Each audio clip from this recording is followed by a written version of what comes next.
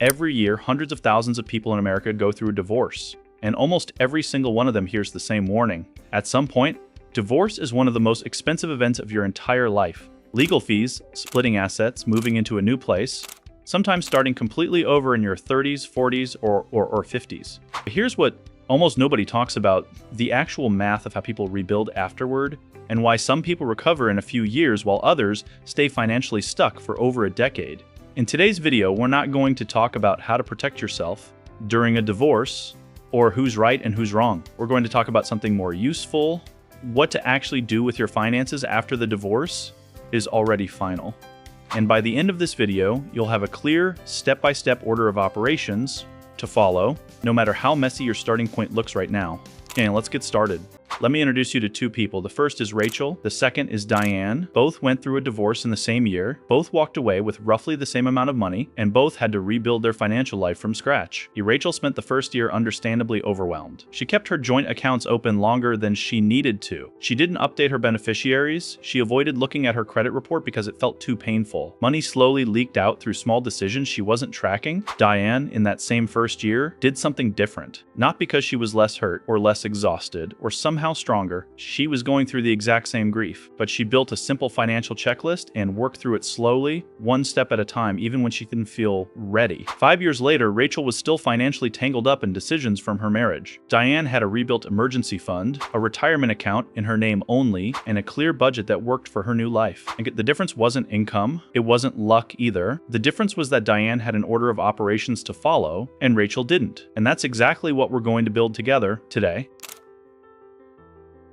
The first move after a divorce is final is to make sure nothing is still tangled together. Joint bank accounts, joint credit cards, joint utility bills. Anything still shared needs to be closed or transferred as soon as possible. This matters more than people expect, because a joint account or joint card doesn't just create confusion, it creates financial exposure. If an ex-spouse racks up a balance on a card you're still attached to, that debt can still show up on your credit report. The goal in this first step isn't optimizing anything. It's simply making sure your financial life can no longer be affected by someone else's decisions.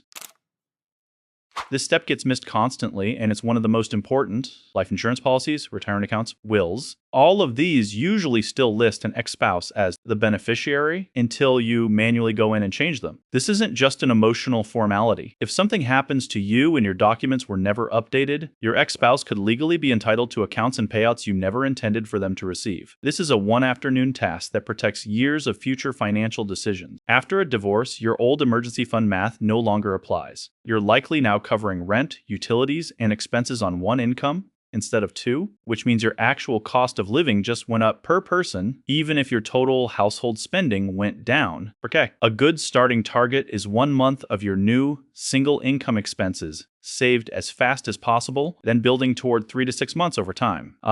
This isn't about being aggressive. It's about creating a buffer so that one unexpected expense does to force you into debt during an already difficult stretch of life.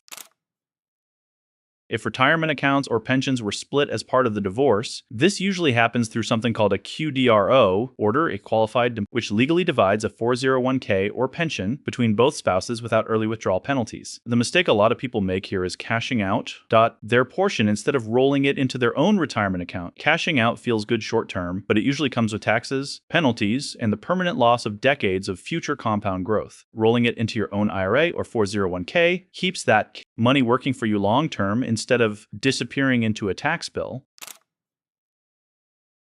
If a lot of your credit history was tied to joint accounts, your credit score can take a real hit after everything gets separated. And the fastest way to rebuild it is opening one credit card in your name only, keeping the balance low, and paying it off in full every single month. This step feels small, but a strong credit score affects almost everything going forward. Apartment approvals, loan interest rates, even some job applications. Rebuilding this early prevents it from quietly limiting your options. Your old budget was built for 2 incomes and 1 household. Budget no longer exists, and trying to force your new life into your old numbers is one of the most common reasons people struggle financially after a divorce. This means sitting down and rebuilding your numbers completely from scratch. New housing costs, new insurance, potentially new childcare arrangements, and a savings plan that reflects where you are now, not where you used to be. If you look at all 6 of these steps, you'll notice something. None of them are about earning more money. None of them are about getting revenge, proving a point, or bouncing back overnight. Every single one of them is about removing financial exposure and rebuilding structure one piece at a time. That's really the core lesson here. Financial recovery after a divorce isn't a single dramatic decision. It's a series of small, unglamorous, boring tasks. Closing an account, updating a form, opening one new card, done consistently, even when you don't feel ready. And the people who recover fastest aren't the ones who had more money to begin with. They're the ones who had a checklist and worked through it patiently, even while everything else in their life still felt unsteady. So if you're going through this right now, know that the number on your bank account today isn't permanent. It's simply a starting point, and there's a clear, buildable path from here. Okay, if this video was helpful, or if you know someone going through this right now who could use it, share it with them. Sometimes the most useful thing you can give someone during a hard season is simply a clear next step. And if you want more videos like this, real financial situations, real steps, no fluff, subscribe to the channel and hit the bell icon so you don't miss the next one. See you in the next one.